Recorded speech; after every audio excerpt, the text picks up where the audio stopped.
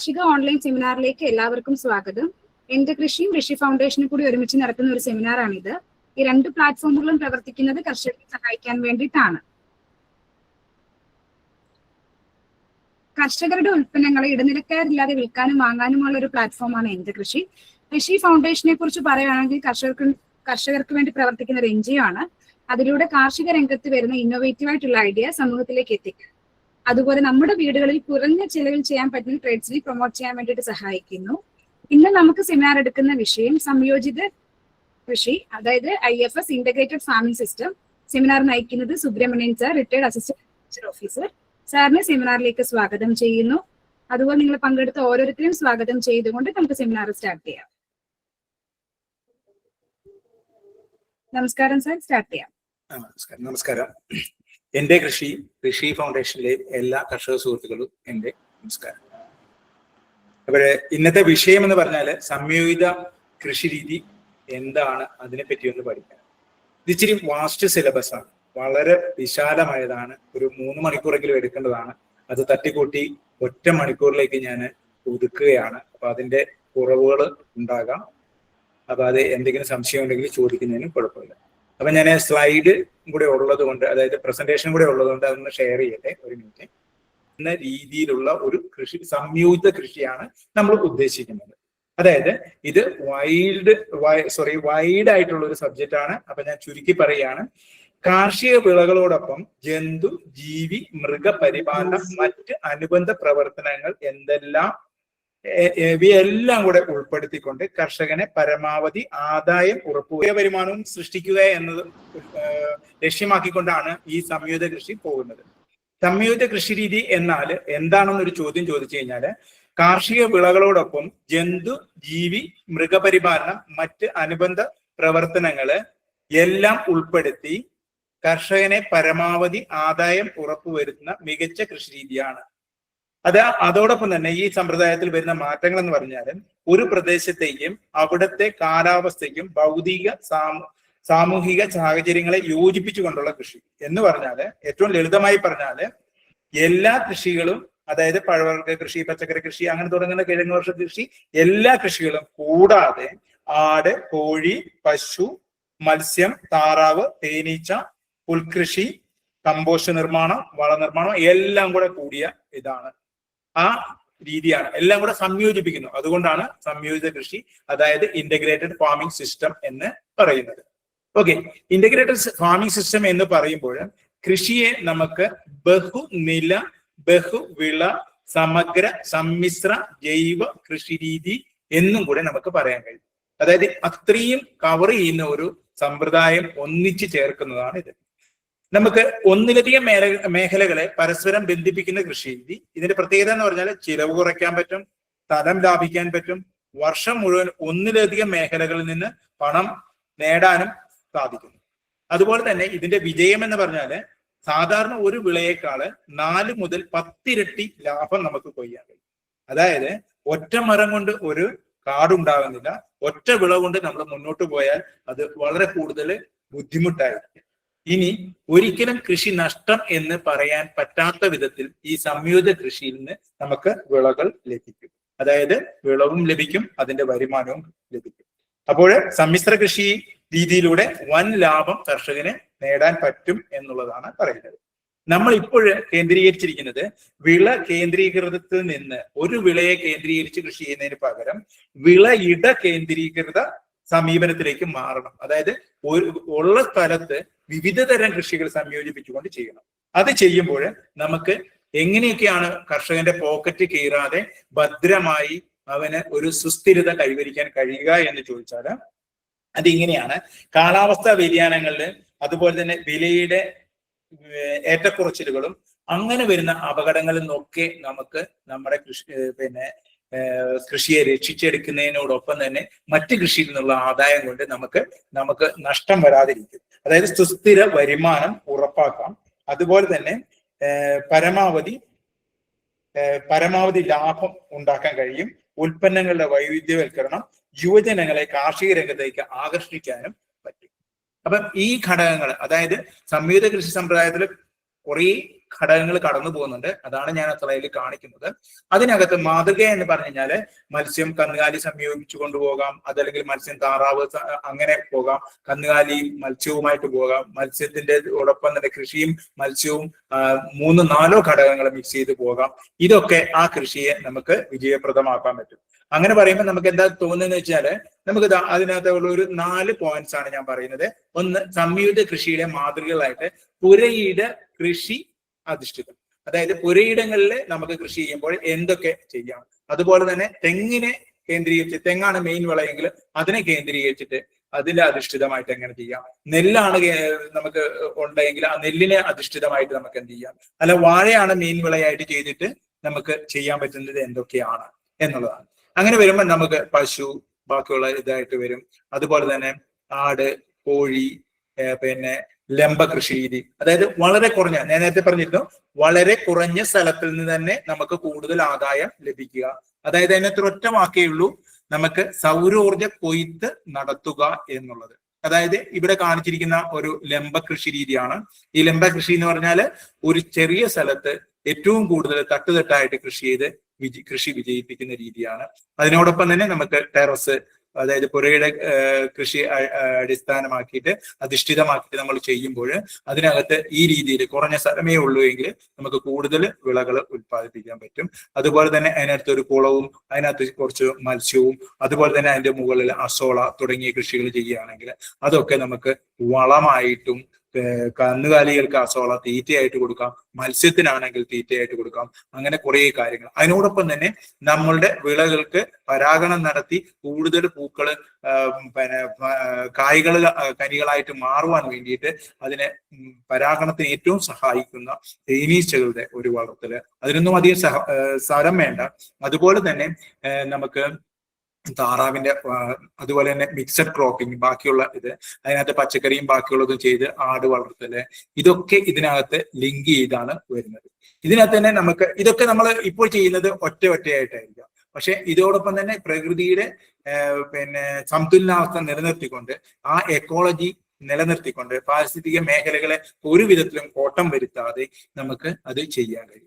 അപ്പൊ നമ്മളുടെ പ്രകൃതിയുടെ സംരക്ഷിക്കുന്ന ചങ്ങാതി പിന്നെ പ്രാണികളും ചങ്ങാതി ചെടികളും ഒക്കെ കൂടുതൽ പ്രാധാന്യം കൊടുത്തുകൊണ്ട് നമുക്ക് ഉപകാരപ്രദമായ ജീവജാലങ്ങളെയും സൂക്ഷ്മജീവികളെയും ഒക്കെ നമ്മുടെ മണ്ണിൽ നിലനിർത്തിക്കൊണ്ട് തന്നെ നമുക്ക് കൃഷി വൻ വിജയമാക്കി മാറ്റാൻ പറ്റും.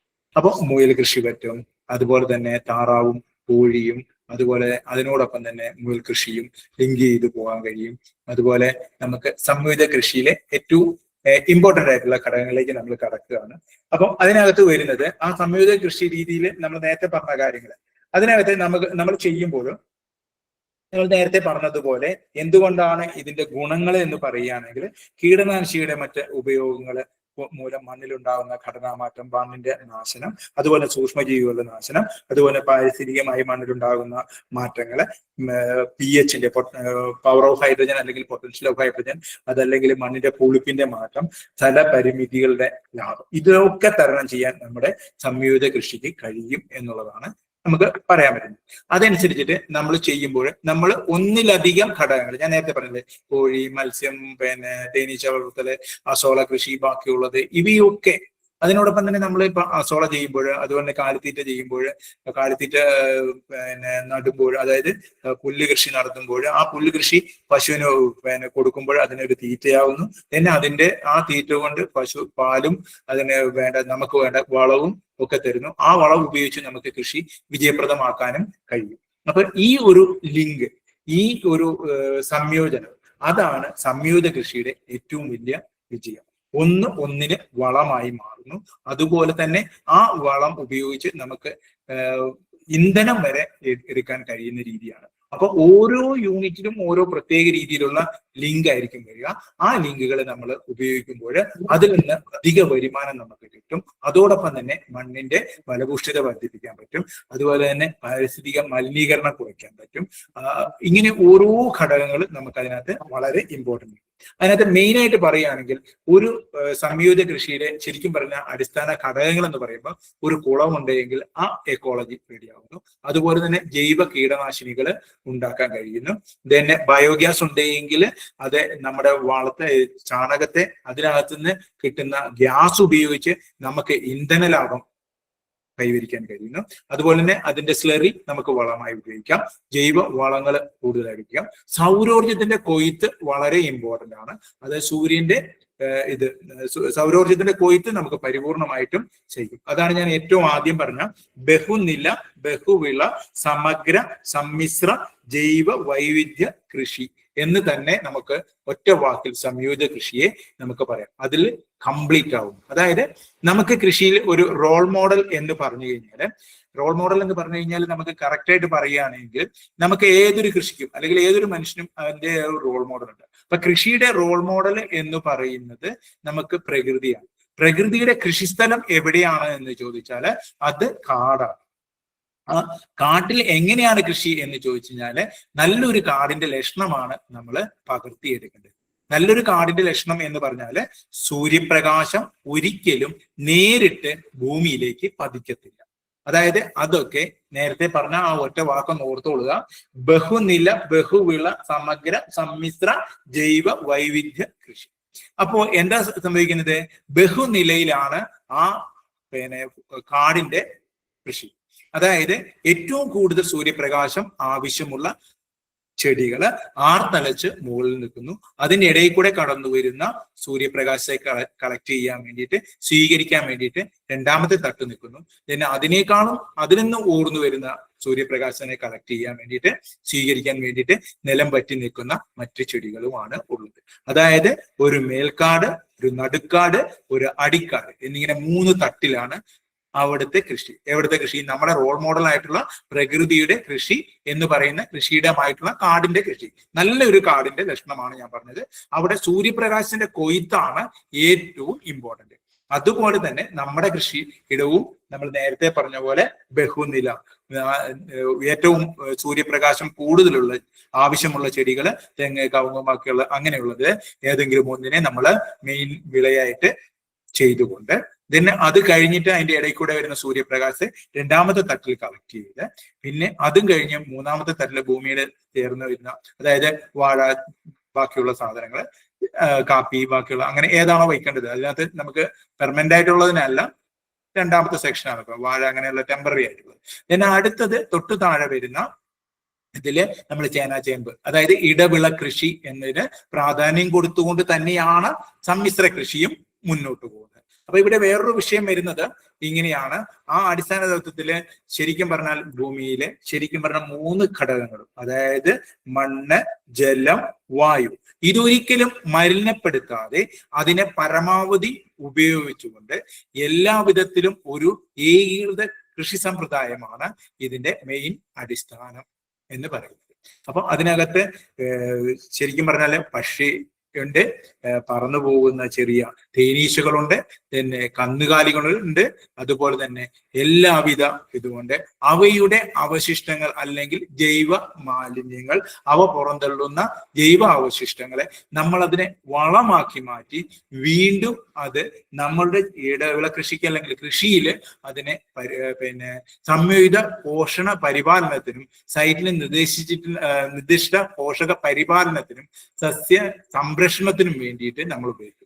അങ്ങനെ വിള ഇതാക്കുന്നതും, അതായത് വിള സംക്രമണവും അതുപോലെ തന്നെ സീറോ ബഡ്ജറ്റ് കൃഷിയിലേക്കും നമുക്ക് ഈ ഒരൊറ്റ സംയോജിത കൃഷി കൊണ്ട് തന്നെ കടന്നു പോകാൻ പറ്റുന്നു എന്നുള്ളതാണ് അതിനകത്തെ ഏറ്റവും മെച്ചം. അതായത് അടിസ്ഥാന തത്വമാണ് ഏറ്റവും ഇമ്പോർട്ടന്റ്. അതായത് വിവിധ മേഖലകളെ സംയോജിപ്പിക്കുന്നു. അതായത് ഒന്നും കൂടെ ലഘുവായിട്ട് പറഞ്ഞ കന്നുകാലികളുമായിട്ട് സംയോജിപ്പിക്കുമ്പോൾ കൃഷി ചെയ്യുമ്പോൾ ഭൂമിയിലെ ജലം, സസ്യം ഇവയെ പൂർണ്ണമായിട്ടും ഉപയോഗപ്പെടുത്തും. അതാണ് അതിനകത്ത് അത്ര ഡീപ്പായിട്ടാണ് അത് പോവുക. പിന്നെ ജൈവ വ്യവസ്ഥകളുടെ സംയോജനം, ഒരു ഘടകത്തിന്റെ മാലിന്യം, അതാണ് ഇവിടെ വേറൊരു ഗുണം.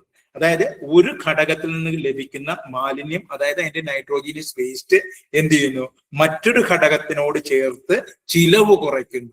അതായത് പശുവിന് തീറ്റ കൊടുക്കുമ്പോൾ തീറ്റയിൽ നിന്ന് ലഭിക്കുന്ന പാല് നമുക്ക് ഒരു സൈഡിലേക്കും, പിന്നെ അതിൽ നിന്ന് കിട്ടുന്ന ചാണകവും ഗോമൂത്രവും എല്ലാം നമുക്ക് ജൈവ കീടനാശിനി നിർമ്മിക്കാനും ജൈവ വളക്കൂട്ടുകൾ നിർമ്മിക്കുവാനും അതുപോലെ തന്നെ ബയോഗ്യാസ് ഉണ്ടാക്കുകയാണെങ്കിൽ അതിനകത്തുനിന്ന് നമുക്ക് ഇന്ധന ലാഭവും കൂടെ കിട്ടും. അതായത് ബയോഗ്യാസ് ഉപയോഗിക്കുമ്പോൾ നമുക്ക് LPG ഗ്യാസ് ഉപയോഗിക്കേണ്ടി വരുന്നില്ല, അല്ലെങ്കിൽ LPG ഗ്യാസ് അതല്ലെങ്കിൽ ഇലക്ട്രിസിറ്റി ഉപയോഗിക്കേണ്ടി വരുന്നില്ല. അതിന് വരുന്ന ചെലവുകൾ നമുക്ക് കൺട്രോൾ ചെയ്യാൻ കഴിയുന്നു. അതായത് ഒരു ഘടകത്തിന്റെ മാലിന്യം മറ്റൊരു ഘടകത്തെ ചേർത്ത് ചിലവ് കുറയ്ക്കുന്നു, അല്ലെങ്കിൽ ഉൽപാദനക്ഷമത മെച്ചപ്പെടുത്താൻ ഒരു ഘടകത്തിന്റെ അവശിഷ്ടത്തെ കൊണ്ട് അല്ലെങ്കിൽ അതിന്റെ മാലിന്യത്തെ കൊണ്ട് കഴിയുന്നു. അതായത് വരുമാനം മെച്ചപ്പെടുത്താൻ പറ്റുന്നു, മാലിന്യ നിർമ്മാർജ്ജനം നടത്താൻ പറ്റും. നമുക്ക് മാലിന്യം നിർമ്മാർജ്ജനം എന്ന് പറയുന്നത് വളരെ ഇമ്പോർട്ടന്റ് ആയിട്ടുള്ള ഒരു ഘടകമാണ്. അത് നമുക്ക് എപ്പോഴും ഒരു ചോദ്യചിഹ്നമാണ്. പക്ഷേങ്കിൽ ഇവിടെ അതായത് സംയോജിത കൃഷി രീതിയിൽ ഇത് വളരെ കൂടുതൽ ലിങ്ക് ആയതുകൊണ്ട് ഒന്നിനോട് കണക്ട് ചെയ്ത് നിൽക്കുന്നത് കൊണ്ട് പരിപൂർണമായിട്ടും നമുക്ക് വിജയപ്രദമാക്കാൻ കഴിയും എന്നുള്ളതാണ്. അതായത് സംയോജിത പോഷക പരിപാലനം, അതുപോലെ തന്നെ സംരക്ഷണ സാങ്കേതിക വിദ്യകൾ, അതായത് ഏതൊക്കെ വിധത്തിൽ ചെടികളെ സംരക്ഷിക്കണം അതിന്റെ ഏറ്റവും പുതിയ ടെക്നോളജി വരെ നമുക്ക് എത്തിപ്പെടാൻ കഴിയുന്നു എന്നുള്ളതും, വിള സംക്രമണം, അതായത് വിള മിശ്രിതം, അതായത് ഇടവിള കൃഷി, ഇവയൊക്കെ നമുക്ക് ഇതിനകത്ത് ഉപകാരപ്രദമായിട്ട് നമുക്ക് ചെയ്യാൻ പറ്റുന്നു.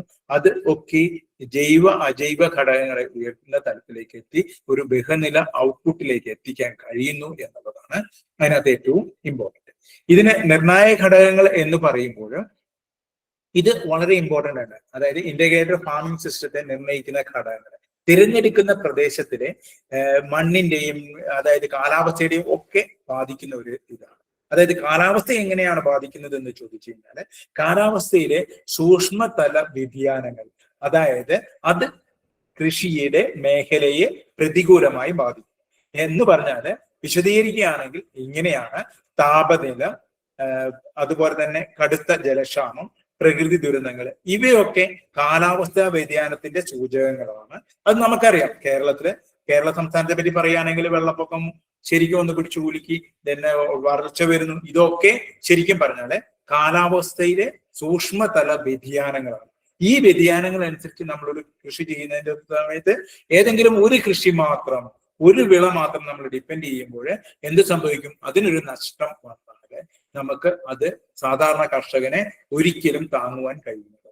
അങ്ങനെ വരുമ്പോൾ അവര് വളരെ വലിയ കടങ്ങളിലേക്ക് പോകും. പക്ഷേ എങ്കിൽ സമ്മിശ്ര കൃഷി വരുമ്പോൾ അതിലല്ല എങ്കിൽ കന്നുകാലികളിലോ ആടിലോ അതുപോലെ തന്നെയുള്ള നാൽക്കാലികളിൽ നിന്നോ അതുപോലെ തന്നെ കോഴിയിൽ നിന്നോ അതല്ലെങ്കിൽ മത്സ്യത്തിൽ നിന്നോ അതല്ലെങ്കിൽ തേനീച്ചയിൽ നിന്നോ ഇങ്ങനെ ഓരോ ഘടകങ്ങളിൽ നിന്ന് നമുക്ക് അത് ആ നഷ്ടം നികത്തി കൊണ്ടുപോകാൻ പറ്റും. അതായത് ശരിക്കും പറയുകയാണെങ്കിൽ ഇതിനെപ്പറ്റി നമ്മുടെ അതായത് നേരത്തെ പറഞ്ഞ പോലെ കേരള സംസ്ഥാനത്തിന്റെ വെള്ളപ്പൊക്കവും പ്രകൃതിക്ഷോഭങ്ങളും 2012 തുടങ്ങിയിട്ട് ശരിക്കും പറഞ്ഞ ഒരു 10 വർഷത്തിന് മേലെ 15 വർഷത്തിനോളം ഏകദേശമായി ഇങ്ങനെ കേരളത്തിൽ വരുന്ന ഈ പ്രതികൂല കാലാവസ്ഥയുടെ ഇതിനെപ്പറ്റി പഠിക്കുകയും അങ്ങനെ വരുമ്പോൾ ഏതൊക്കെ വിളകൾ നമ്മളുടെ കേരളത്തിൽ ഉപയോഗിക്കാൻ പറ്റും, ഏതൊക്കെ വിളകൾ കൃഷി ചെയ്താൽ കർഷകന് നഷ്ടം വരാതെ രക്ഷപ്പെടുത്താൻ പറ്റും എന്നറിയാൻ വേണ്ടി ശരിക്കും പറഞ്ഞാല് കേന്ദ്ര ഗവേഷണ സ്ഥാപനമായ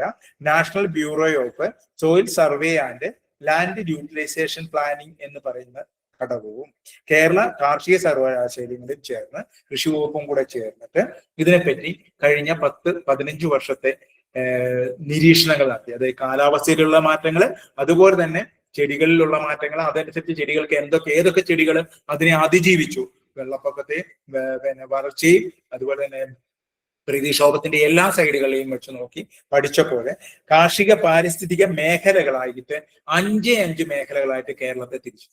അതുപോലെ തന്നെ കേരളത്തിന് പുറത്ത്, ഇത് കേരളത്തിലെയാണ് നമ്മൾ ഇത് പരീക്ഷണം നടത്തിയത്. അങ്ങനെ 5 അഗ്രോ എക്കോളജിക്കൽ സോണുകളായിട്ട് ഈ സോണുകൾ പുറമെ ഇവയുടെ ഉപവിഭാഗമായിട്ട് ശരിക്കും അവയെ പിന്നെയും 23 അഗ്രോ എക്കോളജിക്കൽ യൂണിറ്റുകളായിട്ട് തിരിച്ച്, ഓരോ യൂണിറ്റിനും അവിടെ കൃഷി ചെയ്യേണ്ട അതായത് അവിടുത്തെ ആ തെരഞ്ഞെടുത്ത പ്രദേശത്തെ മണ്ണിന്റെയും കാലാവസ്ഥയുടെയും സവിശേഷത അനുസരിച്ചിട്ട് അവിടെ എങ്ങനെ കൃഷി ചെയ്യാമെന്നും ഏതൊക്കെ വിളയ്ക്ക് മുൻതൂക്കം കൊടുക്കണമെന്നും ഏതൊക്കെ വിള സെക്കൻഡറി ആയിട്ട് കൃഷി ചെയ്യണമെന്നും ഇടവിളയായിട്ട് കൃഷി ചെയ്യണമെന്നും ഒക്കെ പറയുന്ന ഒരു ഇത് ഈ ഒരു ഇന്റഗ്രേറ്റഡ് ഫാമിംഗ് സിസ്റ്റത്തിൽ ഉണ്ട്. അപ്പോൾ ഇത് വളരെ ഇമ്പോർട്ടന്റ് ആയിട്ടുള്ള ഘടകമാണ്. ആ ഒരു ഘടകത്തില് നമുക്ക് നമ്മുടെ എല്ലാം, അതായത് നമ്മുടെ കന്നുകാലി വളർത്തലും ബാക്കിയുള്ളതും എല്ലാം ഇതിനകത്ത് ലിങ്ക്ഡ് ആണ്.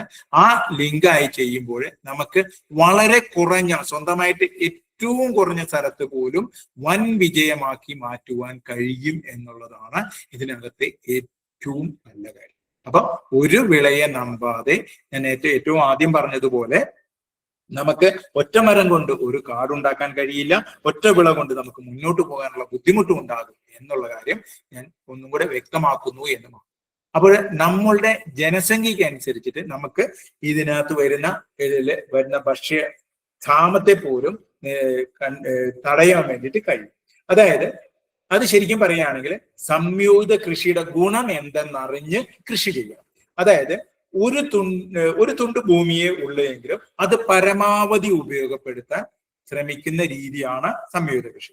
അതായത് വിവിധ തരത്തിലുള്ള കൃഷി ചെയ്യുമ്പോൾ മണ്ണിന്റെ സ്വാഭാവികത നിലനിൽക്കുന്നു.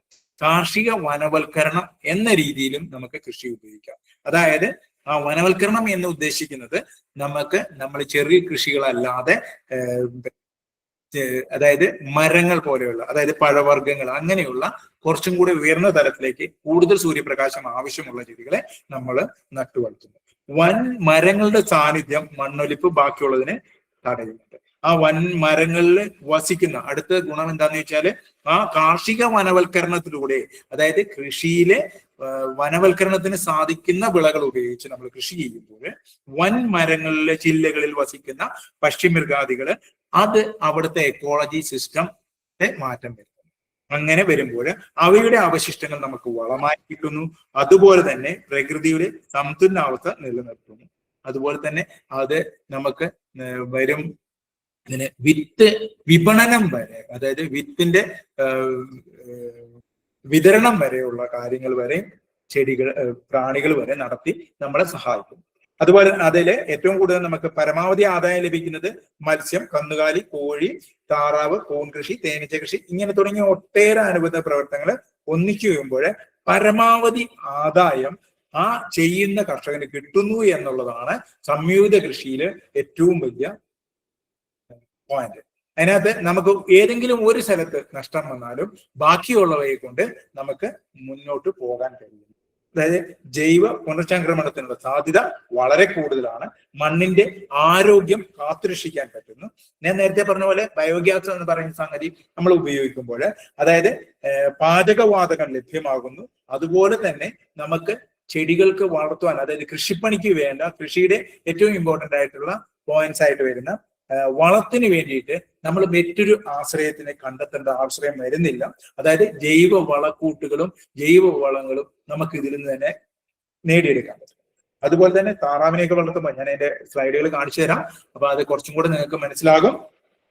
അതുപോലെ പാലുൽപ്പന്നങ്ങൾ, അതുപോലെ തന്നെ ബയോളജിക്കൽ കൺട്രോളിലൂടെ കീടനിയന്ത്രണം പറ്റും. അതും അതുകൊണ്ട് എന്താ ഗുണം എന്ന് ചോദിച്ചാൽ, നമ്മൾ ജൈവവളങ്ങൾ ഭൂമിയിലേക്ക് കൊടുക്കുമ്പോൾ, നമ്മുടെ കൃഷിയിടത്തേക്ക് കൊടുക്കുമ്പോൾ അവിടെ രാസവളം നമുക്ക് നമ്മുടെ കാശ് കൊടുത്ത് മേടിക്കേണ്ടി വരിക. രാസവളം ഉണ്ടാക്കുമ്പോൾ ഉണ്ടാകുന്ന നഷ്ടം, ആ സമയത്ത് ഉണ്ടാകുന്ന ഊർജ നഷ്ടം, ഇതൊക്കെ നമുക്ക് സംരക്ഷിച്ച് കൊടുക്കുവാൻ കൃഷിക്കാർക്ക് കഴിയും ആ സംയോജിത കൃഷിയിലൂടെ എന്ന് പറയാം. ഒരു വിളയില് ഒരു നഷ്ടം വന്നു, ആ നഷ്ടവും കൂടെ നികത്താൻ നമുക്ക് സാധിക്കുന്നു. അതുപോലെ തന്നെ പരമാവധി നമുക്ക് പരിസ്ഥിതി മലിനീകരണം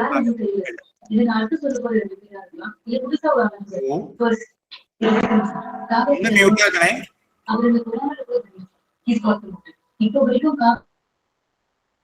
ഓക്കെ. അപ്പൊ പരമാവധി ഇങ്ങനെ കൃഷി ചെയ്യുമ്പോൾ, സംയോജിത കൃഷി ചെയ്യുമ്പോൾ കാർഷിക സാങ്കേതിക വിദ്യകളിലേക്ക് മാറ്റം സംഭവിക്കുന്നു. അതായത് കൃഷിക്കാരെ കുറച്ചും കൂടെ സാങ്കേതിക വിദ്യകൾ ഉപയോഗിക്കാൻ പ്രാപ്തരാകുന്നു. മാലിന്യങ്ങള് പുനരുപയോഗിക്കപ്പെടാൻ കഴിയുന്നു. ജനസംഖ്യയിലേക്ക് ആവശ്യമായ ഭക്ഷ്യ ഉൽപ്പന്നങ്ങൾ ഉൽപ്പാദിപ്പിക്കാൻ കഴിയുന്നു. മാലിന്യങ്ങളുടെ ദുരുപയോഗം പൂർണ്ണമായിട്ടും തടയാൻ കഴിയുന്നു. പരിസ്ഥിതി മലിനീകരണം കുറയുന്നു. അതിലൂടെ ഉണ്ടാകുന്ന ഇൻപുട്ട്, അതായത് പരിസ്ഥിതി മലിനീകരണം കാരണം അത് ഒഴിവാക്കാൻ വേണ്ടി ചെയ്യുന്ന പ്രവൃത്തികൾ പരിപൂർണമായിട്ടും ഇതിനെ മാറ്റി വേറൊരു ഉപയോഗപ്രദമായ ഒരു സോഴ്സായിട്ട് മാറ്റുന്നതിന് വേണ്ടിയിട്ടുള്ള ചെലവ് കുറയ്ക്കുന്നു. അത് നമുക്കൊരു ലാഭമാകുന്നു. ഇടവിള കൃഷി, അതിർത്തി വിള കൃഷി, അതായത് ഇത് രണ്ടും ഇമ്പോർട്ടന്റ് ആണ്. ഇടവിള കൃഷിയും നമുക്ക് അതിർത്തിയിൽ കൃഷിയും ചെയ്യുമ്പോൾ അത് കന്നുകാലികൾക്ക് കാലിത്തീറ്റയായിട്ടും അങ്ങനെ കാലി വളർത്തലും ലാഭകരമാകുന്നു. ഇതിനകത്ത് ഒരു കമ്പോണന്റ് ആണ് നാൽക്കാലികൾ എന്ന് പറയുന്നത്. ആ നാൽക്കാലികളുടെ കൃഷി ലാഭകരമാക്കാനും ഈ രീതിയിൽ പറ്റും. അവയുടെ ഉൽപ്പന്നം, അതായത് ഇതുകൊണ്ട് പശുവിന്റെ വളർത്തൽ ലാഭകരമാകുമ്പോൾ അതിന്റെ ഉൽപ്പന്നമായിട്ട് പാലും പാലുൽപ്പന്നങ്ങളും പിന്നെ വളവും ബാക്കിയുള്ളതും എല്ലാം നമുക്ക് ലാഭം തരുന്ന രീതിയിലേക്ക് മാറും. അതുപോലെ തന്നെ ഊർജ സംരക്ഷണം, അതായത് ബദൽ ഇന്ധന സ്രോതസ്സായിട്ട് ബയോഗ്യാസ് ആയിട്ട് പ്രവർത്തിക്കുന്നു. അതുകൊണ്ട് എന്താ ഗുണമെന്ന് ചോദിച്ചു കഴിഞ്ഞാല് നമുക്ക് ഫോസിൽ ഇന്ധനങ്ങളെ ആശ്രയിക്കേണ്ടി വരുന്നില്ല. അത് വളരെ കൂടുതൽ, അതായത് അതിന്റെ ഉൽപാദനത്തിന്റെ പൈസ വരെ നമുക്ക് രാഷ്ട്രത്തിന് നേടിക്കൊടുക്കുവാൻ വേണ്ടി നമുക്ക് കഴിയും എന്നുള്ളതാണ്. വനവൽക്കരണം കുറയ്ക്കാൻ കഴിയും. അതായത് വനവൽക്കരണത്തിന് വേണ്ടിയിട്ട് നമ്മൾ കൂടുതൽ പൈസ കൊടുക്കാതെ നമ്മുടെ കാർഷിക വനവൽക്കരണത്തോടു കൂടിയിട്ട് നമുക്ക് എന്ത് ചെയ്യുന്നു, ഇതിന്റെ തോത് നമുക്ക് നിയന്ത്രിച്ചു നിർത്താൻ കഴിയുന്നു. അതുപോലെ തന്നെ പയറുവർഗ്ഗങ്ങളാണ് കൃഷി ചെയ്യുന്നതെങ്കിൽ അതിന്റെ ഗുണം എന്ന് പറഞ്ഞാൽ, ഒന്നാമത്തെ ഗുണം അതിനെ വേണമെങ്കിൽ നമുക്ക് കാലിത്തീറ്റയായിട്ട് മാറ്റാം. രണ്ടാമത്തത് കൃഷിയിൽ പയറ് കൃഷി ചെയ്യുമ്പോൾ മണ്ണില് നൈട്രജൻ ഫിക്സേഷൻ ബാക്ടീരിയ കൂടുതൽ ഉണ്ടാകുന്നത് കൊണ്ട് എന്ത് സംഭവിക്കുന്നു, അത് നൈട്രജന്റെ ഉൽപാദനത്തെ കൂടുതൽ രാസവളങ്ങൾ കൊണ്ടുവന്ന് ഇടുന്നതിന് പകരം ഈ ജൈവവളത്തിന്റെ പുനർചംക്രമണം നമുക്ക് സാധിക്കുന്നു. ഗുണമേന്മയേറിയ കാലിത്തീറ്റയായിട്ട് തന്നെ നമുക്ക് പയർവർഗ്ഗങ്ങൾ ഉപയോഗിക്കാം. അതോടൊപ്പം തന്നെ പയറ് നമുക്കും ഉപയോഗിക്കാൻ പറ്റും. അങ്ങനെ പ്രകൃതിയുടെ ആവാസ വ്യവസ്ഥയെ സംരക്ഷിക്കാൻ കഴിയുന്നു. ഇതുമൂലം ഇത്രയും ചെയ്യുമ്പോഴത്തേക്കും നമുക്ക് വരുന്ന ഗുണം എന്താണെന്ന് ചോദിച്ചാല് തൊഴിൽ ദിനങ്ങൾ നമുക്ക് അറിയാതെ വർദ്ധിക്കുന്നു. അങ്ങനെ വരുമ്പോൾ അതും നമുക്ക് വരുമാന സ്രോതസ്സാകുന്നു. അപ്പൊ ബാഹ്യ ഇൻപുട്ടുകളെ ആശ്രയം കുറച്ചുകൊണ്ട് അതിലൂടെയുള്ള വരുമാനം കിട്ടുന്നു. അങ്ങനെ കർഷകന്റെ ജീവിത നിലവാര സൂചിക മാറുന്നു. ആ കർഷകർക്ക് വിദ്യാഭ്യാസം കിട്ടുന്നു, ആരോഗ്യം, ജീവിതശൈലി എന്ന് പറഞ്ഞു കഴിഞ്ഞാൽ അവർക്ക് നഷ്ടപ്പെടുന്ന കാര്യങ്ങൾ പോലും ഇല്ലാതെ എല്ലാം ലാഭകരമായിട്ട് ചിന്തിക്കുക, അതായത് ഉൽപാദനക്ഷമത വർദ്ധിപ്പിക്കാൻ കഴിയുന്നു. അതിലൂടെ വരുമാനവും വർദ്ധിപ്പിക്കാൻ കഴിയും. ഈ രീതിയിൽ വരുമ്പോൾ പ്രകൃതിയുടെ ആവാസ വ്യവസ്ഥ സംരക്ഷിക്കാൻ പറ്റുന്നു, തൊഴിൽ സൃഷ്ടിക്കാൻ പറ്റുന്നു. ഇതൊക്കെ നമുക്ക് ഒരു വിധത്തിൽ അല്ലെങ്കിൽ മറ്റൊരു വിധത്തില് നമുക്ക് ഉൽപാദനക്ഷമത വർദ്ധിക്കും. ഇത് കർഷകന്റെ പോക്കറ്റ് ഒരിക്കലും കീറാതെ തന്നെ കർഷകന് കൂടുതൽ വരുമാനം. ശരി, ഇനി ഞാൻ പറയാൻ പോകുന്നത് ഈ സംയുക്ത കൃഷിയിലെ ചില മാതൃകകളാണ് പറയാൻ പോകുന്നത്. നമുക്ക് നോക്കാം. ഇപ്പൊ ഒരു സ്ലൈഡ് കൊടുത്തിട്ടുണ്ട്. വീട്ടിലെ കൃഷിസ്ഥലത്തിന്റെ ജൈവാവശിഷ്ടങ്ങൾ എങ്ങനെ പ്രയോജനപ്പെടുത്താം. അപ്പൊ നമുക്ക് അതിന്റെ ആ ചാർട്ടിൽ നമുക്ക് കാണാം. പശുവിന്റെ തൊഴുത്തുണ്ട്, ഇപ്പുറത്ത് കുളമുണ്ട്, ആ കുളത്തിന്റെ താഴെ അതായത് താറാവുണ്ട്, മത്സ്യമുണ്ട്, കന്നുകാലികളുണ്ട്, ദെൻ ബയോഗ്യാസ് വന്നു, പച്ചക്കറിത്തോട്ടം വന്നു, ദെൻ ബാക്കിയുള്ളതെല്ലാം. അതായത് ശരിക്കും പറഞ്ഞാൽ ഗ്യാസ് ഉൽപാദനത്തിന് സ്ലറി നമുക്ക് കിട്ടുന്നുണ്ട്. അതൊരു ജൈവവളമാണ്. അതുപോലെ തന്നെ നമുക്ക് എന്ത് കിട്ടുന്നുണ്ട്, ഈ ഗ്യാസിന്റെ ഉപയോഗം, അതായത് ഫോസിൽ ഇന്ധനങ്ങളിൽ കുറയ്ക്കാൻ കഴിയുന്നു. ഇതൊക്കെ നമുക്ക് ഒന്നിലധികം മേഖലകളെ പരസ്പരം ബന്ധിപ്പിച്ചുകൊണ്ട് കൃഷിയുടെ ചെലവ് കുറയ്ക്കുകയും സ്ഥലം ലാഭിക്കുകയും വർഷം മുഴുവൻ ഏതെങ്കിലും ഒരു മേഖലയിൽ നിന്ന് പണം നേടുവാനും കഴിയുന്നു എന്നുള്ളതാണ്. അത് അതിന്റെ വേറൊരു മാതൃകയാണ് മത്സ്യം കന്നുകാലി സംയോജിപ്പിച്ചിട്ടുള്ള രീതി. അതിൽ വരുമ്പോഴത്തേക്കും നമുക്ക് ചെയ്യാൻ പറ്റുന്നത് ഈ രീതിയാണ്. ഇതാ താറാവുകളുടെ കൂട് അതായത് മത്സ്യക്കുളത്തിന്റെ മുകളിൽ ഫ്ലോട്ടിംഗ് ആയിട്ട് നിൽക്കും. അതായത് അത് 4-5 ഡ്രമ്മുകൾ ഇട്ട്, പ്ലാസ്റ്റിക് ഡ്രം ഇട്ട് അതിന്റെ മുകളിൽ താറാവിന്റെ ഒരു കൂട് സെറ്റാക്കി കൊടുത്താൽ ആ താറാവിന് ഡയറക്റ്റ് ആയിട്ട് കുളത്തിലേക്ക് നേരിട്ട് ഇറങ്ങാൻ പറ്റുന്നു. ദെൻ അതോടൊപ്പം തന്നെ താറാവിന്റെ അവശിഷ്ടങ്ങൾ മത്സ്യത്തിന് കഴിക്കാൻ പറ്റുന്നു. ഇത് ഇത്രയും, അതായത് താറാവിന് ശരിക്കും പറയുന്ന ഉപയോഗിച്ച് തീറ്റ മത്സ്യങ്ങൾക്ക് ലഭിക്കുകയും ആ താറാവിന്റെ കാഷ്ടങ്ങൾ ജലസസ്യങ്ങൾ വളരുകയും ആ രീതിയിൽ ജലകീടങ്ങളെ കംപ്ലീറ്റ് നിയന്ത്രിക്കുന്നു, കൊച്ചു തുടങ്ങിയിട്ടുള്ള ഭക്ഷണമാക്കുന്നു. ഇങ്ങനെ ജൈവ നമുക്ക് എന്താ ചെയ്യാം, ജൈവ കീടങ്ങളുടെ നിയന്ത്രണത്തിനു കൂടെ, അതായത് ബയോളജിക്കൽ കൺട്രോൾ വരെ നമുക്ക് ഈ ഒരു ചെറിയ സിസ്റ്റത്തിലൂടെ നമുക്ക് നടത്താൻ പറ്റും. അപ്പൊ ഇതിന്റെ ആ സംയോജിത കൊണ്ട് നമുക്ക് മുട്ട കിട്ടി, താറാവിന്റെ വേണമെങ്കിൽ ഇറച്ചിയാക്കണമെങ്കിൽ അങ്ങനെയാക്കാം, മത്സ്യത്തിനെ കിട്ടി. ഈ വെള്ളത്തില് എന്ത് ചെയ്യുന്നു, ഇതിന്റെ കാഷ്ടവും ബാക്കിയുള്ളതും വീഴുന്നതുകൊണ്ട് ഇത് ഓട്ടോമാറ്റിക് ആയിട്ട് ഈ വെള്ളം ഉപയോഗിച്ച് കൃഷി ചെയ്യാൻ, പച്ചക്കറിക്കൊക്കെ കൃഷി ചെയ്യുകയാണെങ്കിൽ അതിന്റെ മാറ്റം, അതിനൊരു വളപ്രയോഗത്തിന് സാധിക്കുന്നു. ഇത് അതുപോലെ തന്നെ മറ്റ് പ്രാണികളുടെ, ചെടികൾക്ക് ദൂഷ്യം ചെയ്യുന്ന പ്രാണികളെ മുഴുവൻ നമുക്ക് കൺട്രോൾ ചെയ്യും. ഇതേപോലെ തന്നെ കന്നുകാലി, അടുത്ത ഒരു മോഡലാണിത്. കന്നുകാലി മത്സ്യം സംയോജിതമായിട്ട് ഇതില് നമുക്ക് എന്ത് ചെയ്യാം, ഈ രീതിയിലും നമുക്ക് മത്സ്യക്കുളങ്ങളും ബാക്കിയുള്ളതും വെച്ച് അതിന്റെ മുകളിൽ ഫ്ലോട്ടിംഗ് ആയിട്ട് പച്ചക്കറി പോലും നടത്തക്ക രീതിയിൽ ചെയ്യാൻ പറ്റുന്ന രീതി വരെ നമുക്ക് ഉണ്ട്. അതുപോലെ തന്നെ മുയൽ വളർത്തല്, അതുമായിട്ട് ലിങ്ക് ചെയ്ത് നമ്മുടെ കൃഷി മെയിൻ ആണ്. ആ കൃഷിക്ക് കൂടെ ലിങ്ക് ചെയ്യുന്ന അടുത്ത ചാർട്ടാണിത്.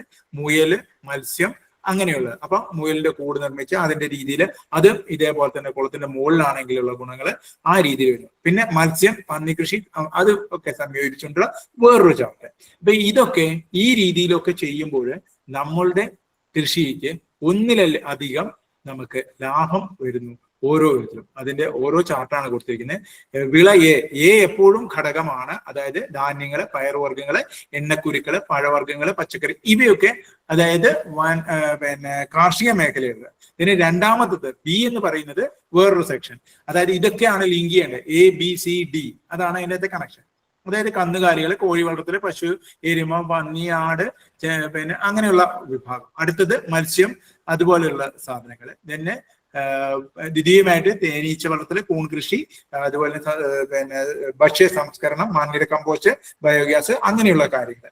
ഇവയൊക്കെ ലിങ്ക്ഡ് ആണ്. അപ്പൊ ഇതനുസരിച്ചിട്ട് നമുക്ക് ഓരോ ചാർട്ടുകളും നമ്മൾക്ക്, അതായത് നമ്മളുടെ കൃഷിക്ക് അനുയോജ്യമായ, അതായത് നമ്മുടെ മേഖലയ്ക്ക് പറ്റിയ, അതായത് നമ്മളുടെ കൃഷിയിടവുമായിട്ട് ഏറ്റവും കൂടുതൽ ബന്ധപ്പെട്ട് നിൽക്കുന്ന ഭാഗത്തില്, അതായത് നമുക്ക് ഒരു വിധത്തിലും കൃഷി മുന്നോട്ട് കൊണ്ടുപോകാൻ പറ്റുന്നില്ലെങ്കിൽ പോലും ഈ രീതിയിൽ, അതായത് കൃഷിക്ക് അനുയോജ്യമായ മേഖലകളെ നമുക്ക് എവിടെ എന്തൊക്കെയാണോ ചെയ്യാൻ പറ്റുന്നത് ആ രീതിയിൽ കണക്ട് ചെയ്തുകൊണ്ട് നമുക്കിത് സിമ്പിൾ ആയിട്ട് ചെയ്യാൻ പറ്റും.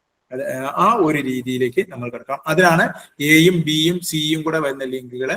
ആ ഒരു സംയോജനം നമുക്ക് ഏത് രീതിയിൽ വേണമെങ്കിലും നമുക്ക് ചെയ്യാമെന്നുള്ളതാണ്. അത് നമ്മൾ തിരഞ്ഞെടുക്കുന്നത് പോലെ. നമ്മൾ തിരഞ്ഞെടുക്കുക എന്ന് പറഞ്ഞാൽ നമുക്ക് നമ്മുടെ കൃഷിക്കും നമ്മുടെ ഏരിയയ്ക്കും പറ്റിയ രീതിയിലുള്ള കൃഷി ഇടങ്ങള്, അതായത് ഒരു പ്രദേശത്തിന്റെ അവിടുത്തെ കാലാവസ്ഥയ്ക്കും ഭൗതിക സാമൂഹിക സാഹചര്യങ്ങൾക്ക് യോജിച്ചതുമായിട്ടുള്ള ഒരു സംയോജിത കൃഷി.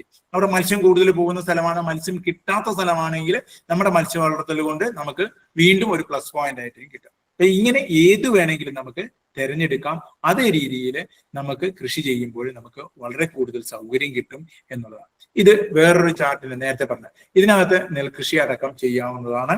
അതേപോലെ തന്നെ തീറ്റപ്പുല്ല് കൃഷിയും, കന്നുകാലി വളർത്തൽ, തെങ്ങ്, അതുപോലെ തന്നെ മത്സ്യകൃഷി, ഇങ്ങനെ ഓരോ ലിങ്കും നമുക്ക് നമ്മുടെ കൃഷിയിടത്ത്, നമ്മുടെ പ്രദേശത്ത്, നമ്മുടെ കാലാവസ്ഥയ്ക്ക് അല്ലെങ്കിൽ നമ്മുടെ ഭൗതിക സാമൂഹിക സാഹചര്യങ്ങൾക്ക് അനുയോജ്യമായ രീതിയിലുള്ളത് നമുക്ക് തിരഞ്ഞെടുത്ത് ചെയ്യാം. അപ്പൊ ഈ രീതിയിൽ വിലയിരുത്തുമ്പോൾ നമുക്ക് ഓരോ തരത്തിലുള്ള പ്രവർത്തനങ്ങളും വർദ്ധിപ്പിക്കുമ്പോൾ കൃഷിയിൽ നിന്നും അതിന്റെ ഉപ ഉൽപ്പന്നങ്ങളിൽ നിന്നുള്ള ലാഭം കൊണ്ട് നമുക്ക് വളരെ കൂടുതൽ ലാഭം നമുക്ക് കിട്ടും. അതായത് വിള ഉൽപ്പന്നങ്ങൾ കൊണ്ട് അത് വർഷം മുഴുവൻ നമുക്ക് സാമ്പത്തിക ലാഭം കിട്ടും. അതിന്റെ ഓരോ ചാർട്ടാണ്. ഇപ്പൊ ഇതിനകത്ത് മിക്സഡ് കൃഷിയാണ് വന്നിട്ടുള്ളത്.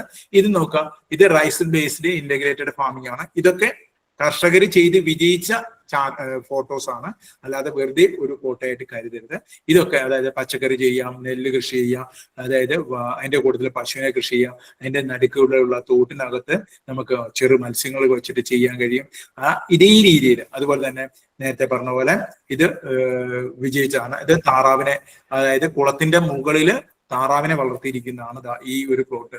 അപ്പൊ താറാവിനെ നേരെ തുറന്നു വിട്ട് കഴിഞ്ഞാൽ ആ തോട്ടിലേക്ക് അല്ലെങ്കിൽ നമ്മൾ കൊടുക്കുന്ന ചെറിയ കുളത്തിലേക്ക് വിട്ട് കഴിഞ്ഞാൽ ആ കുളത്തിൽ കുറച്ച് നാൾ കഴിയുമ്പോൾ താറാവിനെ വേണമെങ്കിൽ കുറച്ച് ദിവസത്തേക്ക് നിർത്തിയിട്ട് ആ വെള്ളം വറ്റിക്കുമ്പോൾ ആ വെള്ളത്തിന്റെ അതായത് അടിത്തട്ടി കിടക്കുന്ന മണ്ണുകൾ വളക്കൂറുള്ള മണ്ണായി. അപ്പൊ അത് നമുക്ക് ഇതാണ്. അതോടൊപ്പം തന്നെ ഈ രീതിയിൽ താറാവിന്റെ ഇതുകൊണ്ട് മുട്ട നമുക്ക് ലഭിക്കുന്നു. ഇതിനകത്ത് കീട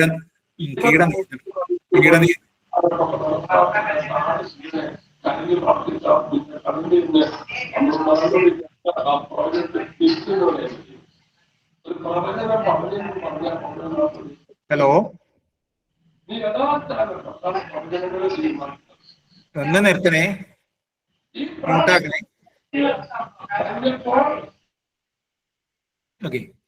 അപ്പോൾ നമുക്ക് ഞാൻ നേരത്തെ പറഞ്ഞത് താറാവിനെ വളർത്തിയ ആ കൂടും അതിന്റെ ഇതാണ്. അപ്പം നമുക്ക് വെള്ളം ഇച്ചിരി കുറയുന്ന സമയത്ത് ഈ വെള്ളം വളപുഷ്ടിയുള്ളതാണ്. അതുപോലെ തന്നെ നമുക്ക് മുട്ട കിട്ടുന്നു, അതുപോലെ തന്നെ വളക്കൂറുള്ള മണ്ണ് കിട്ടുന്നു. then ഈ വെള്ളവും വളക്കൂറുള്ളതാണ്. അപ്പൊ അതും ഉപയോഗിച്ച് നമുക്ക് കൃഷി ചെയ്ത് വിജയിപ്പിക്കാൻ പറ്റും. അതുപോലെ തന്നെ അക്വ, അതുപോലെ തന്നെ വനവൽക്കരണത്തിലൂടെ കൊടുക്കുകയാണ്. ഇത് ഫിഷും വെജിറ്റബിളും കൂടെയാണ്. അതായത് നമുക്ക് മത്സ്യകൃഷിയും പച്ചക്കറി കൃഷിയും കൂടെ എങ്ങനെ നമുക്ക് ലിങ്ക് ചെയ്തു പോവാം, അതോടൊപ്പം തന്നെ മറ്റ് അതായത് സ്ഥായി ആയിട്ടുള്ള തെങ്ങ് കൃഷിയും വാഴകൃഷിയും ഒക്കെ കൂടെ ചെയ്യാൻ പറ്റുന്ന ഒരു സിസ്റ്റമാണ്. ഇതൊക്കെ പറയുമ്പോൾ കൂടുതൽ സ്ഥലം വേണമെന്ന് തോന്നാം, പക്ഷെ അത്രയൊന്നും വേണ്ട. നമുക്ക് അതിന്റെ ഒരു ഇതിനകത്ത് ഈ കുളത്തിന്റെ മുകളിൽ കൂടെ ഒരു പന്തലിടുമ്പോൾ നമുക്ക് അത്രയും സ്ഥലവും കൂടെ ലാഭിക്കാൻ പറ്റുന്നു. എന്നാലും ഈ പന്തലിന്റെ ഇടയ്ക്കൂടെ വരുന്ന സൂര്യപ്രകാശം കൊണ്ട് ആ കുളത്തിലെ മത്സ്യങ്ങളും വളരും. നമുക്ക് അടുത്ത ഓരോ സ്റ്റേജുകളും നമുക്ക് ചെയ്യാൻ പറ്റും. അപ്പം ഇതിനകത്ത് ഓരോ വിധത്തിലുള്ള മത്സ്യങ്ങളെ നമുക്ക് ഉപയോഗിക്കാം. ഇത് അടുത്ത ഒരു സ്റ്റേജാണ്. അതായത് വെള്ളക്കെട്ട് ഉള്ള സ്ഥലങ്ങളിൽ നമുക്ക് ഉയരം കൂടിയ നെൽവിത്തുകൾ ഉപയോഗിച്ചിട്ട്, അതായത് നെല്ലും പച്ചക്കറിയും കൃഷി ചെയ്യും. ഇതൊക്കെ വിജയിച്ചതാണ്. അതുകൊണ്ടാണ് ഞാൻ പറയുന്നത് എറണാകുളം സൈഡിൽ വരെ വിജയിച്ച കേസ് കെട്ടാണ് ഇതൊക്കെ. അതുപോലെ തന്നെ ഇതിനെ തട്ടുതട്ടായിട്ട്, അതായത് ഇതിന്റെ ഇടയ്ക്ക് ഒരു സൈഡ് കുളം, അതിന്റെ തൊട്ട് ഇടയ്ക്ക് കിട്ടുന്ന സ്ഥലത്ത്, അതായത് ഇത് നമുക്ക് കൂടുതൽ ചതുപ്പുള്ള സ്ഥലത്ത് കുറച്ച് മണ്ണ് മുകളിലേക്ക് കയറ്റിയിട്ട് ആ മണ്ണില് നെൽകൃഷി ചെയ്യുകയും തൊട്ട് താഴെയുള്ള ചാലില് നമുക്ക് മത്സ്യം വളർത്തുകയും അതിനകത്ത് വേണമെങ്കിൽ ബാക്കിയുള്ള കൃഷികളും നമുക്ക് ചെയ്യാൻ പറ്റും. ഇനി ഇതൊക്കെ പറയുമ്പോൾ നിങ്ങൾ പറയും നമുക്ക് സ്ഥലം കൂടുതൽ വേണ്ടേ, ബാക്കിയുള്ളത് വേണ്ടേ, നമുക്ക് സ്ഥലത്തിന്റെ വലിയ വിഷയങ്ങൾ വരുന്നുണ്ട്. അപ്പൊ ചെറുകിട കർഷകർക്ക് എന്ത് ചെയ്യാൻ പറ്റും? നിങ്ങൾക്ക് ഒരാൾക്ക് 1 സെന്റ് സ്ഥലമുണ്ടെങ്കിൽ നമുക്ക് കൃഷി വിജയിപ്പിച്ചെടുക്കാൻ പറ്റും. അപ്പം ഇന്റഗ്രേറ്റഡ് ഫാമിംഗ് സിസ്റ്റത്തിന്റെ ഒരു പ്രത്യേകത, അതിനകത്തുള്ള ലാഭം, തൊഴിലവസരങ്ങൾ വർദ്ധിക്കുന്നു, അധിക വരുമാനം ഉണ്ടാകുന്നു, വളമായിട്ട് അതായത് കന്നുകാലികളുടെ വിസർജ്യം വളമാക്കി ചെലവ് ചുരുക്കാൻ പറ്റുന്നു, വളത്തിന്റെ വില അധിക വരുമാനമായിട്ട് നമുക്ക് ലഭിക്കുന്നു, ആവശ്യാനുസരണം വളം കൊടുക്കുന്നതിനും മൂല്യവർദ്ധിതം അല്ലെങ്കിൽ അധിക വിളവ് ലഭിക്കുന്നു. കൃത്യമായിട്ട് നമുക്ക് വേറൊരു സോഴ്സ് നിന്ന് കണ്ടുപിടിക്കുന്നതിനോ അല്ലെങ്കിൽ പൈസയുടെ ബുദ്ധിമുട്ടോ വരുന്നില്ല. ആ ഇതുകൊണ്ട് കറക്റ്റായിട്ട് കൊണ്ടുപോകാൻ പറ്റുന്നു. അതുപോലെ തന്നെ അസോളയുടെ കൃഷി കൊണ്ട് കന്നുകാലികൾക്ക് തീറ്റ ഉണ്ടാകുന്നു, അതോടൊപ്പം തന്നെ വളമാക്കാൻ പറ്റുന്നു. കന്നുകാലികളുടെ കൃഷിക്ക് വേണ്ടിയിട്ട് പുൽകൃഷി തുടങ്ങുമ്പോൾ അതിൽ നിന്നുള്ള അധിക വരുമാനം. ഇങ്ങനെ അതുപോലെ തന്നെ കന്നുകാലിയുടെ അതുപോലെ തന്നെ പയറ്, ചോളം, തീറ്റപ്പുല്ല്, ഗിനിപ്പുല്ല്, ഇതൊക്കെ വെച്ചിട്ട് നമുക്ക് കൃഷി അടിപൊളിയായിട്ട് കൊണ്ടുപോകാൻ പറ്റും. ഞാൻ നേരത്തെ പറഞ്ഞതുപോലെ ഇതിനകത്ത് ഇങ്ങനെയൊക്കെ പറയുമ്പോൾ നിങ്ങൾ പറയുന്നത് ഏറ്റവും കൂടുതൽ സ്ഥലം വേണം. അപ്പൊ പക്ഷേങ്കിൽ എന്റെ ഏറ്റവും പ്രധാനപ്പെട്ട നമ്മൾ പറഞ്ഞ ഇപ്പൊ കാര്യങ്ങൾ കുറെ പറഞ്ഞു. കൃഷിയിലെ മത്സ്യവും ബാക്കിയുള്ളതും എല്ലാം നമ്മൾ ലിങ്ക് ചെയ്ത് പട്ടുനൂൽ കൃഷി വരെ ഇതിനകത്ത് ലിങ്ക് ചെയ്യാൻ പറ്റും. അതിനകത്ത് 1 സെന്റ് സ്ഥലമേ ഉള്ളൂ എനിക്ക് ഈ കൃഷി വിജയിപ്പിക്കാൻ പറ്റുമോ എന്നൊരു ചോദ്യം ചോദിച്ചാൽ അതും വിജയിപ്പിക്കാൻ നമുക്ക് കഴിയും എന്നുള്ളതാണ്. അതായത് നമ്മുടെ കേരളത്തിലെ പന്നിയൂർ കൃഷി വിജ്ഞാന കേന്ദ്രമുണ്ട്. ആ കൃഷി വിജ്ഞാന കേന്ദ്രത്തിലെ ഡോക്ടർ ഗിഗിൻ സാറിന്റെ ഒരു മോഡലാണ് ഇനി അടുത്തത് കാണിക്കുന്നത്. 1 സെന്റ്. ഇത് നിങ്ങൾ പേപ്പറിൽ കണ്ടിട്ടുണ്ടാവും. ഇതിന്റെ കുറച്ചും കൂടെ ക്ലിയർ. ഇതിനകത്ത് ശരിക്കും പറഞ്ഞാല് 5 ഘടകങ്ങളുണ്ട്. ഏറ്റവും പുറമേയുള്ള ഘടകത്തിൽ പച്ചക്കറി വന്നു, ബാക്കിയുള്ളത് വന്നു, അതിന്റെ ഉള്ളില് മത്സ്യകൃഷി വന്നു, ആടിന്റെ കൃഷി വന്നു, കോഴിക്കൃഷി വന്നു. ഇതെല്ലാം ഈ 1 സെന്റ് സ്ഥലത്താണ്.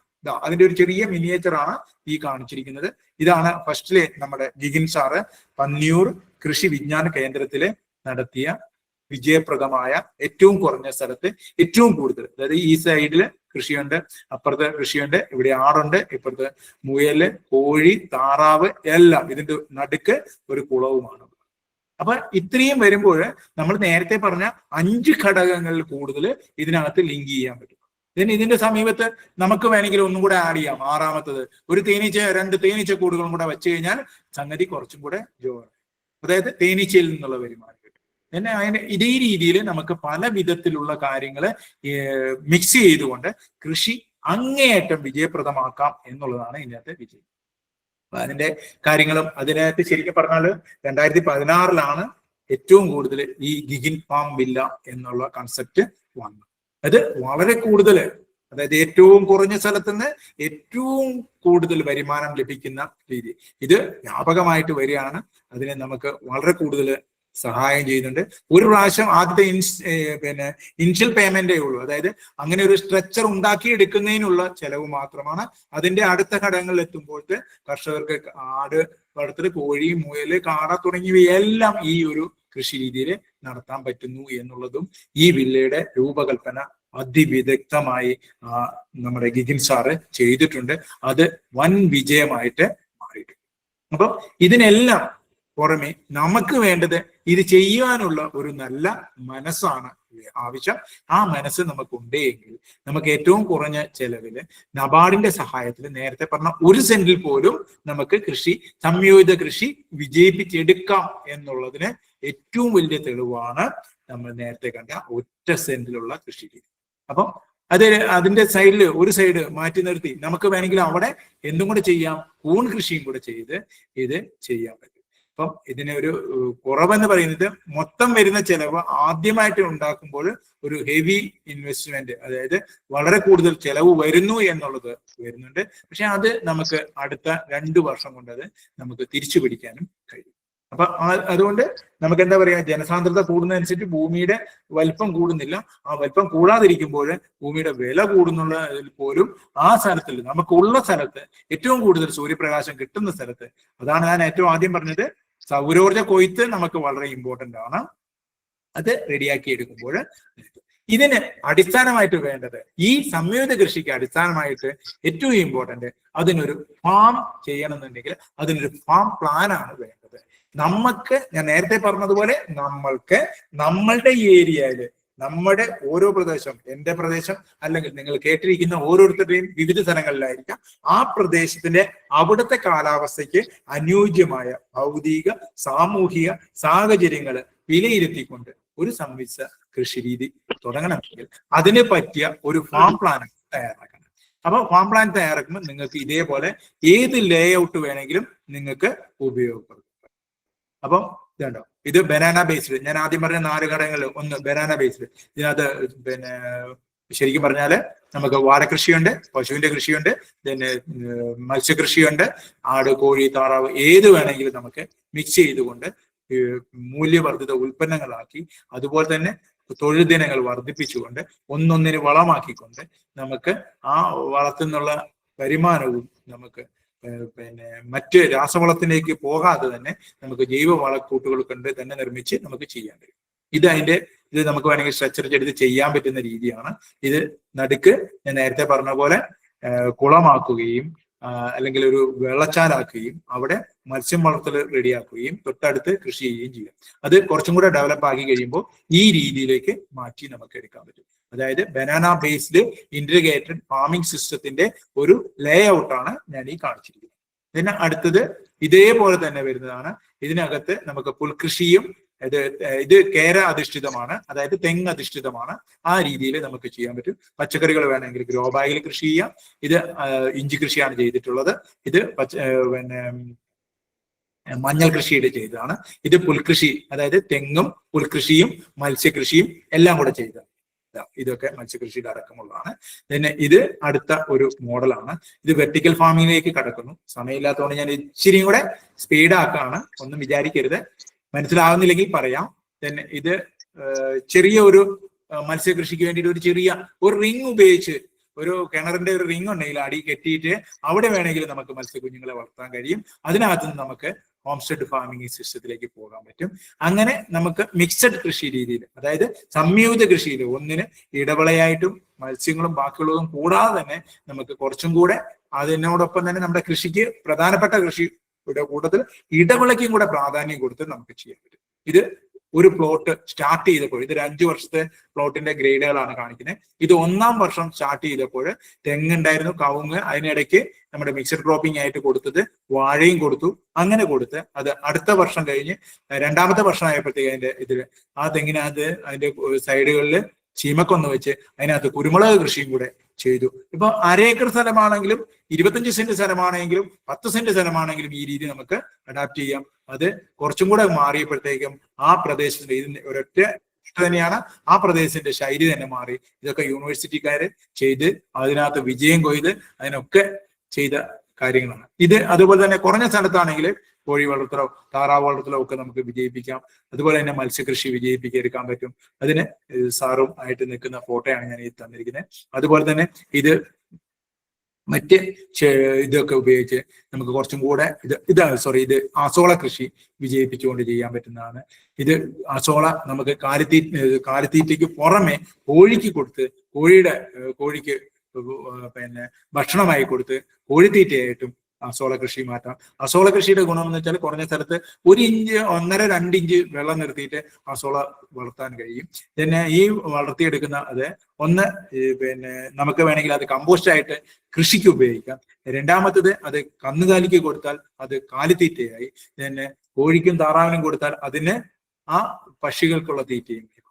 അപ്പം ഇത് നമുക്കൊരു കൂട്ടിനാട്ടോ കുറഞ്ഞ സ്ഥലത്തോ ചെയ്യാൻ പറ്റുന്ന പിന്നെ ഗ്രാമലക്ഷ്മി എന്ന് പറഞ്ഞ കോഴിയാണ്. ഇത് നന്നായിട്ട് മുട്ടയിടുന്നതാണ്. ഇത് ഇങ്ങനെ ഉപയോഗിക്കുകയാണെങ്കിൽ ഇത് ഗ്രാമശ്രീ എന്ന് പറയുന്ന ഇതാണ്. അവയെ ഇതേപോലെ ഒരു മിക്സഡ് സമ്പ്രദായത്തിലേക്ക് കൊണ്ടുവരികയാണെങ്കിൽ നമുക്ക് കൂടുതൽ വിജയപ്രദമാക്കാൻ പറ്റും. അതുപോലെ തന്നെ പശു വളർത്തല്, ഇത് ബയോഗ്യാസിന്റെ നമുക്കത് കൊണ്ടുള്ള ഗുണം എന്താണെന്ന് ചോദിച്ചു കഴിഞ്ഞാൽ അത് 12 സിലിണ്ടർ വാങ്ങുന്നതിനേക്കാളും ലാഭമാണ് നമുക്കൊരു ബയോഗ്യാസ് ഇത് വെച്ച് കഴിഞ്ഞാൽ. അപ്പൊ അതൊക്കെ നമുക്ക് കൂടുതൽ ഏണിംഗ് ആയിട്ട്, അതായത് നമ്മുടെ പോക്കറ്റിൽ നിന്ന് ചോർന്നു പോകുന്ന പൈസ അത് മുഴുവനായിട്ട് നമുക്ക് ലാഭമായിട്ട് ചെയ്യാൻ പറ്റും.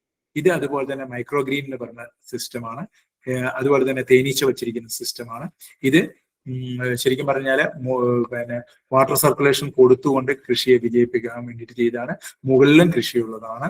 തന്നെ ഇതിന്റെ അടുത്തത് ഒരു ചെറിയ നമ്മുടെ മിറ്റം മാത്രമേ ഉള്ളൂ എങ്കിൽ അവിടെ ഒരു വാട്ടർ ഫൗണ്ടേഷൻ കൊടുത്ത് ശരിക്കും പറഞ്ഞു കഴിഞ്ഞാൽ അക്വാ സിസ്റ്റവും മാറ്റാം, ഹൈഡ്രോപോണിക് നടത്താം. എല്ലാ രീതിയിലും ഇതിന്റെ മുകളിൽ പച്ചക്കറി നടുന്നു, then അടിയിൽ മത്സ്യത്തെ കൃഷി ചെയ്യുന്നു, then അത് ഒരു റൗണ്ട് ആക്കി ചെയ്ത് അത് ഡെക്കറേറ്റ് ചെയ്തപ്പോഴത്തേക്കും വീടിന്റെ മുറ്റത്ത് ഒരു നല്ല ഒരു ഡിസൈനും കൂടെ ആയി കിട്ടും.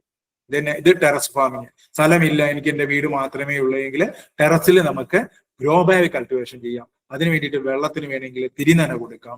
ഈ രീതിയിൽ നമ്മുടെ മണ്ണിന്റെ ഇതിലും നമുക്ക് അതില് നമുക്ക് വേണമെങ്കിൽ ഒരു സൈഡിൽ നമ്മൾ നേരത്തെ പറഞ്ഞ ലംബ കൃഷി രീതിയും കൊടുക്കാം.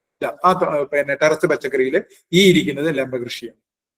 അത് ഏറ്റവും കുറഞ്ഞ സ്ഥലത്ത് തട്ടായിട്ട് പിന്നെ ചെടികൾ നട്ട്, അതായത് പച്ചക്കറികൾ നട്ട് ഇവിടെ ഗ്രോബായിരിക്കുന്നു. ഇത് ലൈനായിട്ട് തിരിനന കൊടുത്തതാണ്. ആ രീതിയിൽ നമുക്ക് ഉള്ള സ്ഥലത്ത് നിന്ന് മാക്സിമം അതിന്റെ സൈഡിൽ നമുക്ക് ഒരു കോഴിയുടെ ഒരു ചെറിയ കൂടും കൂടെ വെച്ച് കഴിഞ്ഞാൽ തന്നെ ഈ കോഴി കാഷ്ടം നമുക്ക് ഉപയോഗിക്കാൻ പറ്റും. കോഴിയുടെ മുട്ട ലഭിക്കും. then ഇതിനകത്ത് 2 ബക്കറ്റിൽ അസോളയും കൂടെ കൃഷി ചെയ്താൽ കോഴിക്ക് കൊടുക്കേണ്ട തീറ്റയും. ആ രീതിയിൽ വിവിധ തരത്തില് നമുക്ക് എന്ത് ചെയ്യാം.